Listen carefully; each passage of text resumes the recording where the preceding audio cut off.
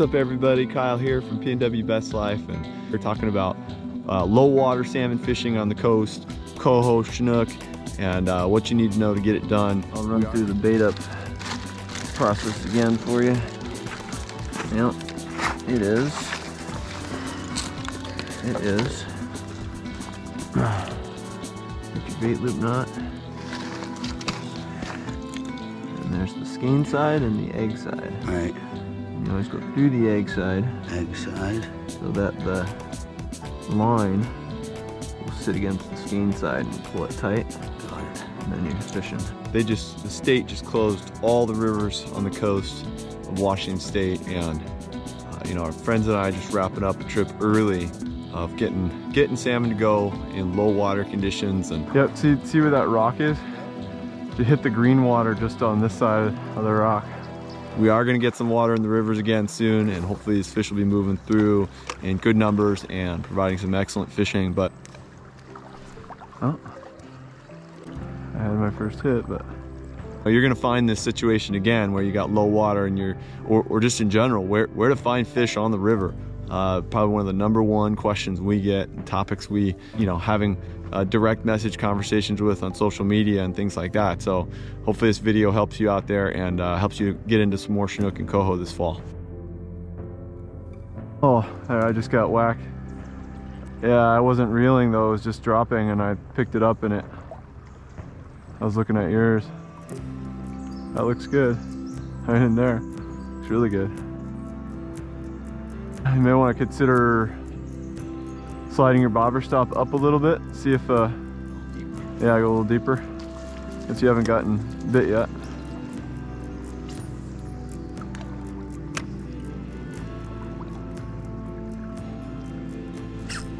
There we go.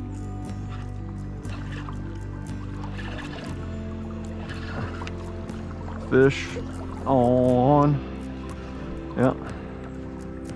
Looks like a bright coho. Yep.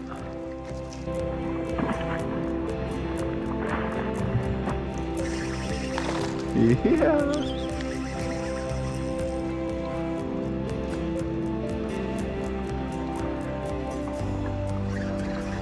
Just had to get it deep enough to where the coho were.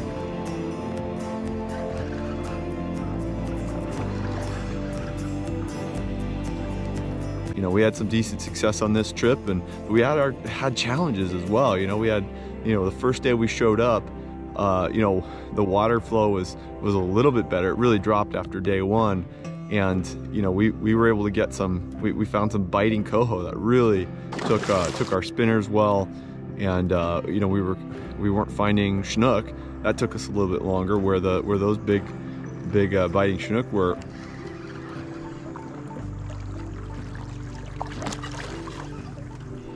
Come on. I'm trying to release you. Unharmed. It's so freaking bright. It's a nice fish, man. Nice coho. Look at this thing. Dude. Heck yeah. He's all wrapped in it. That you came up a little bit and you hooked it. That one seems like it might be a nicer fish.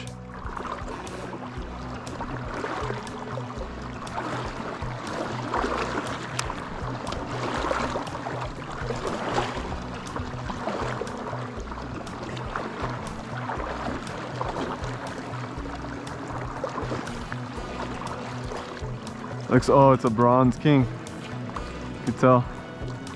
That's definitely a release fish. Stuff.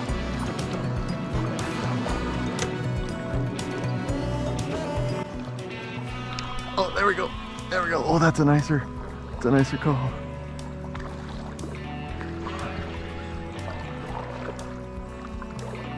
On day 2, it was a little tougher. It seemed like the coho we were beating on day 1 were still there, and they were just lockjawed.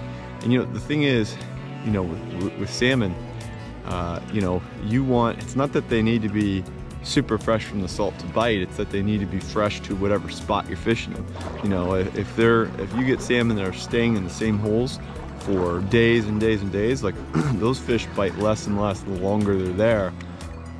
And so, you know, that's one of the helpful things about when the water comes, is it moves fish. And moving fish, when they come to a new holding area, they're pretty aggressive. You know, once they've been there for a while, they lose that aggressiveness, and it just gets much harder to get them to go. And so we saw that on day 2. It was more challenging. I got, oh, that's right on the same side, very chrome. Whoa.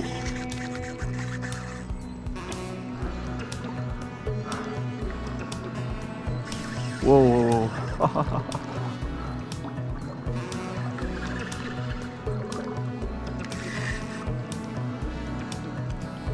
He's right behind. You might need to reel that one up just to let me.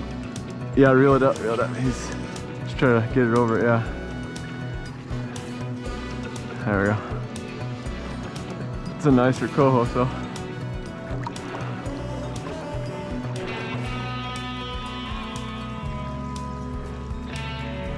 These conditions are basically going to be here all week, so. This fish is awesome.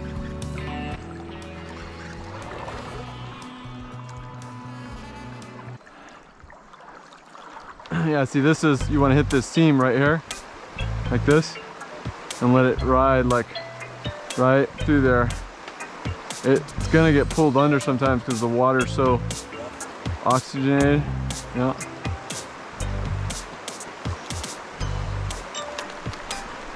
Oh, ho, ho. That was fish. First cast. Oh yeah, there's got to be fish sitting right in this stretch of drift right here. This is where the king's got to be sitting now.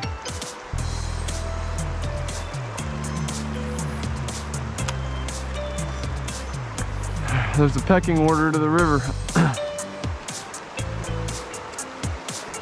Kings get the prime spot, and the coho no. Not to mess with the king. Unless you're a big coho. Isn't this water though just absolutely beautiful? I mean, in terms of, you can't like draw up like more fishy, you know, perfect coastal salmon fishing water. You know, out here, no one's here. Like, we just got the whole place to ourselves, you know. If it went like that all week, it would be really cool.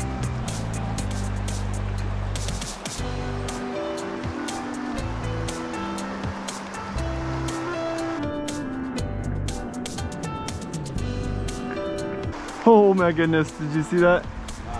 Fish followed my spinner all the way to my feet and then turned around, yeah. Oh, there's a big log right there, bro. That's what you, straight in front of you, yeah.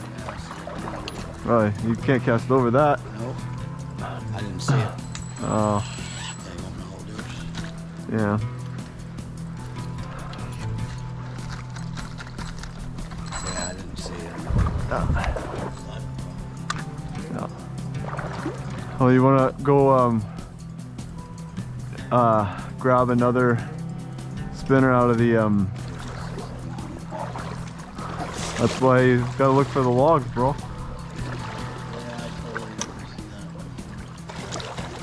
Yeah, it's a little heavier so it gets down faster. Right, sinks a little bit easier. Mm-hmm. So this is a little bit easier water to cover, but just yet, yeah, don't go any further. But yeah, flip it up to the rock as your first cast, and then just kind of let it sweep. There you go. See, you point it down real, very slow, very slower than that. Do you feel the tip pulsating with the spinner? There you go. So sometimes if you pull it, if you're reeling it too fast, it feels like just like a you don't feel the thud thud thud because it's spinning so fast. It's just a dull, you know, pull. You want it to, and once the line goes by you, then you can move your rod tip to your right, and you reel even slower. is it'll swing around.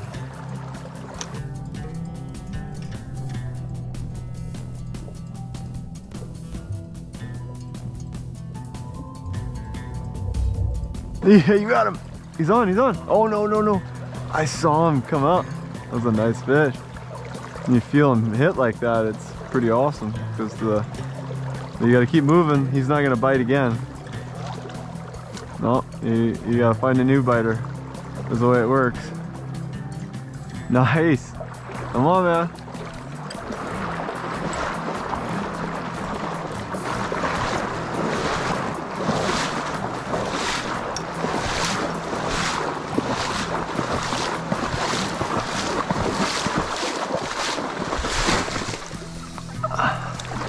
That's even nicer than the other one. You know, coho and chinook are a little different in this way, where you know you can get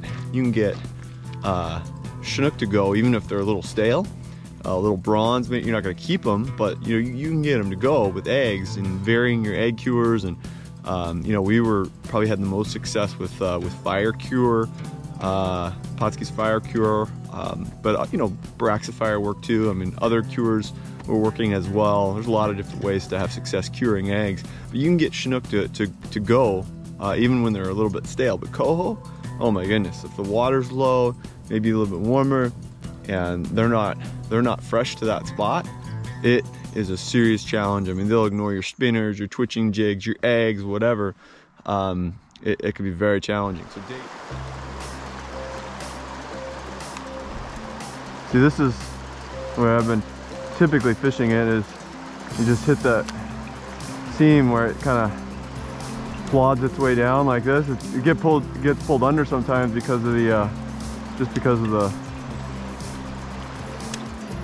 oxygenation of the water. Yeah.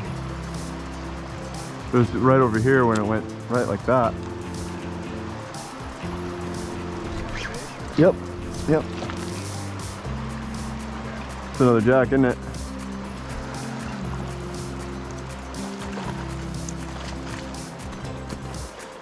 So day 3 of our trip, you know, the water dropped even more, and you know, but there were some fish that had moved up, or they weren't going through there, whereas before maybe they were going through, and we were just fishing on the stale fish in day 2. In day 3, we found, you know, some fresh chinook, some chromers. We found some coho that were willing to go on eggs, on jigs, and things like that. So you know, all in all, pretty good trip.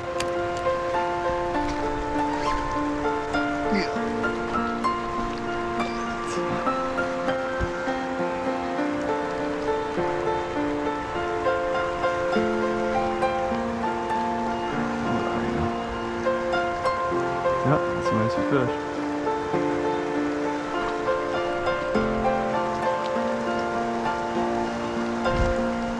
You know, the other thing is when the water's low and it's early in the run, you really got to focus on, you know, on fishing the lower end of systems, closer to the salt water.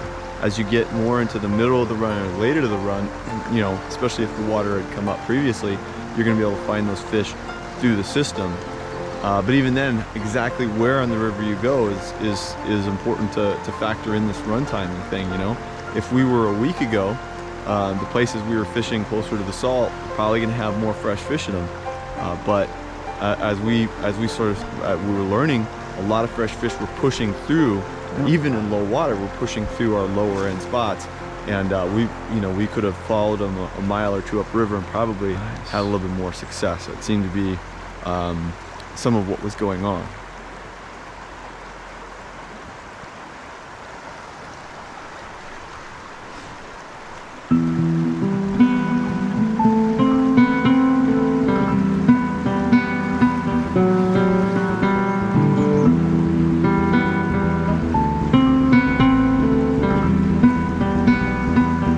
Smash that like button.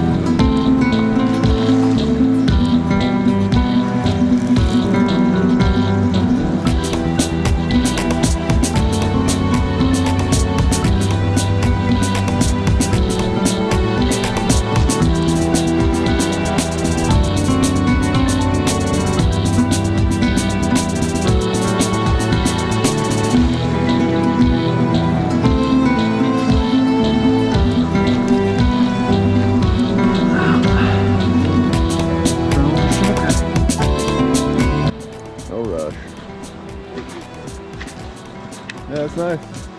Nice fish. Fire them out, take your time. Yep. Yep. Alright, now back up a little bit. I know, right back in. Yeah.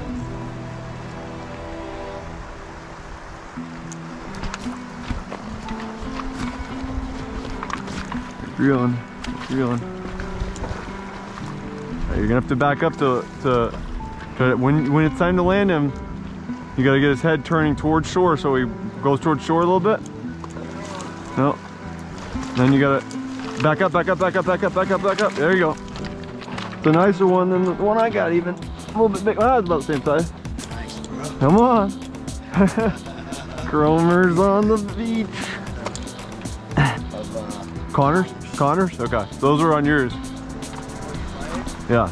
You really only have to worry if Kevin gets one before you. That's your main concern. Come on now. You're at. And you didn't have a split shot on or nothing, huh? No, it's just swirling around. One of my split shots. Get down to you, right? I'm just gonna take it off. I take the green stuff off, that like that little bit of stick or whatever that you got in there. I think that'll help you.